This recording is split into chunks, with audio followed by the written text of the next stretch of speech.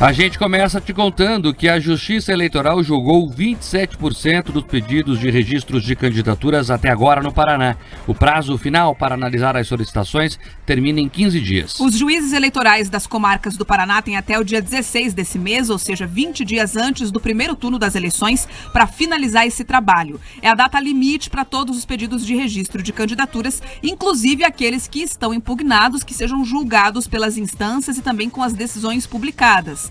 A lei das eleições estabelece que cada partido, federação ou coligação pode registrar um candidato para cargos de prefeito e também de vice. Já para as câmaras de vereadores, o número de candidatos registrados pode ser de até 100% do número de lugares a serem preenchidos, mais um. Dos mais de 33.800 pedidos feitos aqui no Paraná, apenas 9.341 já foram julgados, o que representa 27% do total. Ou seja, 24.500 solicitações ainda vão ser analisadas pelos juízes eleitorais. Entre os mais de 9.000 pedidos já com decisão, 8.846 foram de candidaturas já deferidas ou confirmadas, 94% do total. Outras 15 candidaturas foram canceladas pelos próprios partidos, sendo 14 envolvendo concorrentes a vice-prefeito e uma para cargo de vereador. Os dados também apontam 3 falecimentos de candidatos, 59 pedidos não reconhecidos pela Justiça e 8 candidaturas deferidas com recurso, ou seja, que foram consideradas regulares, mas com recurso contra a decisão que ainda vai ser julgado por outras instâncias. Além disso, foram confirmadas 276 renúncias de candidaturas, na maioria relacionadas a cargos de vereadores.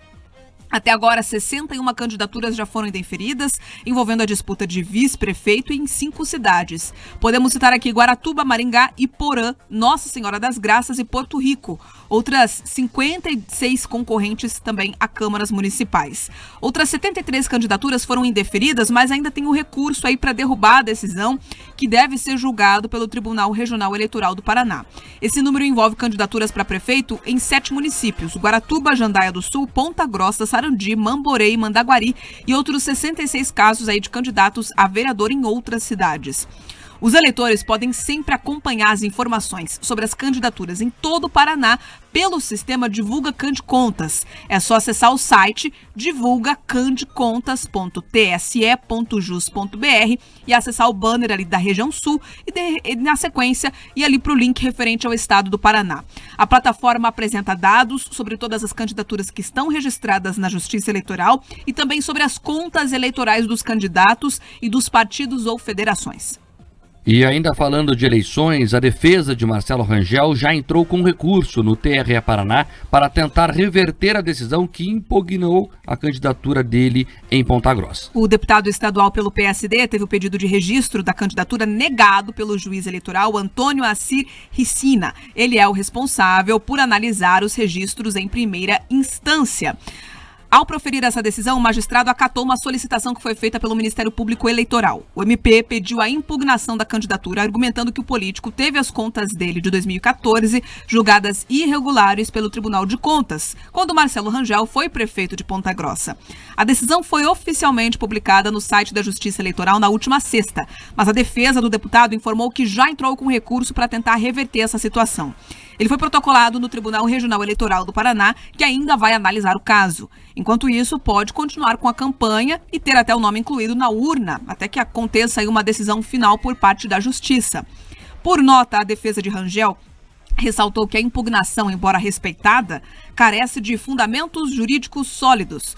O advogado Gustavo Guedes, que defende o político, reforçou que a decisão vai ser devidamente combatida por meio de recursos cabíveis e que está confiante de que o Tribunal Regional Eleitoral vai reverter essa impugnação em até 15 dias. A acusação do Ministério Público diz que teriam sido feitos repasses à Guarda Mirim de Ponta Grossa de maneira irregular durante a gestão de Marcelo Rangel. Ele refuta as acusações, diz que não houve ilegalidades, mas é aquela briga judicial que sim tem impacto na questão eleitoral, né? Porque os outros candidatos já começam a se perguntar se ele conseguirá mesmo manter ou não a candidatura. Minha impressão é que ele vai conseguir essa liminar no TRE até a decisão em definitivo. Mas é importante lembrar que esta decisão, no caso de uma questão municipal, costuma ser mais rápida, porque é o TRE que é a instância final para essa discussão, então não sobe necessariamente a Brasília. Então a expectativa grande por lá, mas a minha impressão, Pedroso, é que essa semana ele consegue o recurso e vai ficar agora até o fim da campanha com essa faca sobre a cabeça. Eu acompanho, Mark, a sua avaliação de que ele deve conseguir o recurso, até porque é o histórico da Justiça Eleitoral possibilitar que a pessoa concorra, inclusive para evitar que no final ela tenha algum tipo de prejuízo, né, à sua candidatura. Então eles deixam o sujeito continuar sua campanha, permitem que ele entre na urna, até para conseguir analisar com mais calma. Mas se por um lado isso é positivo, porque não reduz as opções do eleitor, por outro lado é muito ruim, porque possibilita muitas vezes em que as escolhas, que as opções ali sejam distorcidas. Vamos lá, Ponta Grossa sofreu recentemente com a questão do deputado federal Juscelito Canto. Votaram nele esperando ter um representante na Câmara Federal e acordaram com o Beto Richa eleito, justamente por esses problemas, né, de aprovação de contas, problemas documentais e de registro. Então é importante que seja muito, muito célere, até porque o Marcelo Rangel costuma figurar ali entre os primeiros lugares nas pesquisas. Mas esse é só o início das dores, como diriam alguns, porque a eleição em Ponta Grossa promete ser muito pegada, e a única certeza que eu tenho no final de toda essa confusão, Mark, que quem vai ganhar mesmo são os advogados. É isso. Debate quente por lá e debate quente também em São Paulo. Aí vocês vão falar, mas Mark, esse jornal é do Paraná. Mas sim, é só olhar, Bia, a nossa audiência aqui, as mensagens que chegam às centenas pelo WhatsApp, a nossa live, falando, e São Paulo? Você viu o debate de São Paulo ontem, Pedroso? Eu vi trechos do debate em São Paulo. Confesso que inteiro. Eu vi inteiro, confesso que eu vi inteiro. E o debate é o seguinte, foi uma baixaria, mas do boa noite de abertura ao encerramento. Palavras de baixo calão, aí um saiu do púlpito para agredir o outro, né? O Datena saiu do púlpito dele para agredir o Pablo Marçal. Enfim, foi pegado. De nada lembra os debates de Curitiba.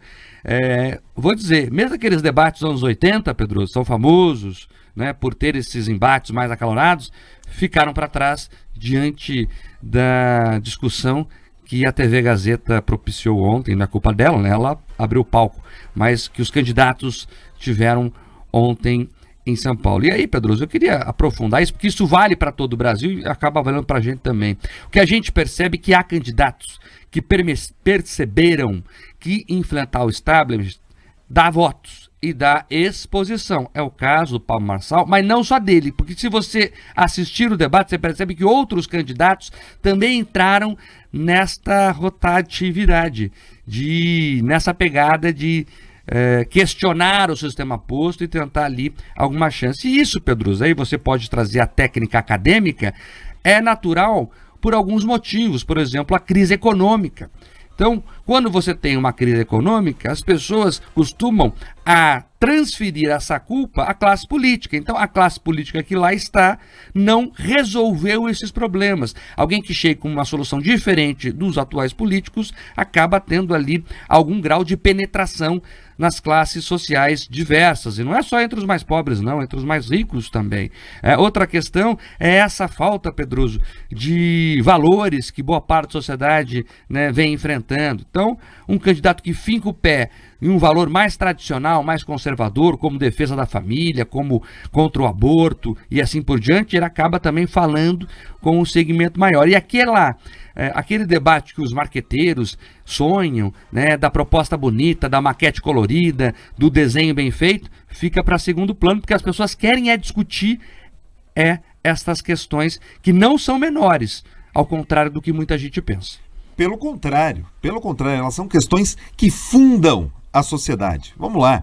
Esses aspectos do que as pessoas esperam justamente na política de drogas. Você percebe que uma elite política, o judiciário, o Supremo Tribunal Federal, eles vão para um lado. As pesquisas e o comportamento das pessoas mostram que elas são contrárias a qualquer tipo de liberação das drogas. Daí você pega a questão da saidinha ou o tratamento da política prisional. A mesma coisa. Então, esse descolamento da chamada elite política do que pensam e esperam as pessoas é muito grande. Você trouxe muito bem essa diferença econômica econômica. Vamos lá, a gente tem acompanhado um crescimento galopante da carga tributária, um problema de uma corrosão da renda, as pessoas tendo dificuldade de comprar produtos no supermercado, de abastecer o carro, e elas percebem que o fundo eleitoral aumenta, os gastos com funcionalismo aumentam. Você percebe que tudo isso causa incômodo. Só que os políticos, eles não conseguem perceber, eles ficam como que se estivessem anestesiados ou de costas viradas para a população. E daí quando surge um candidato com um discurso ali de ruptura, eles ficam perdidos, batendo cabeça, se descontrolam. Veja, aquilo que o Datena fez, esse trecho eu vi, de lá querer enfrentar, dar uma de macho man, enfim, mostra um pleno descontrole e um desespero. Algo que, porventura, a gente não tem aqui em Curitiba, Mark. Por que acontece? Você percebe essa propaganda plastificada, né? Eu estava escutando o programa de rádio, tenho visto o programa eleitoral, tudo parece que todos eles prometem as mesmas coisas, simplesmente com uma linguagem diferente, ou com um rótulo diferente, ou fica dando nome ali, né, fazendo nomes bonitos, pai disso, fulano daquilo, enfim. Só que na prática, quando você vai olhar o histórico, são todos, ou todos já estiveram de alguma maneira vinculados em um grupo político. O que está acontecendo em São Paulo é justamente que a candidatura do Pablo Marçal foge dessa lógica. Se você olhar lá, também, com exceção do Pablo Marçal e talvez da candidatura do Novo, em algum momento toda aquela gente ou andou com um ou andou com outro. Em Curitiba a mesma coisa. Vamos verificar se as pessoas, se os candidatos vão conseguir ter a clareza de que tentar falar as mesmas coisas sempre, uma hora a música cansa.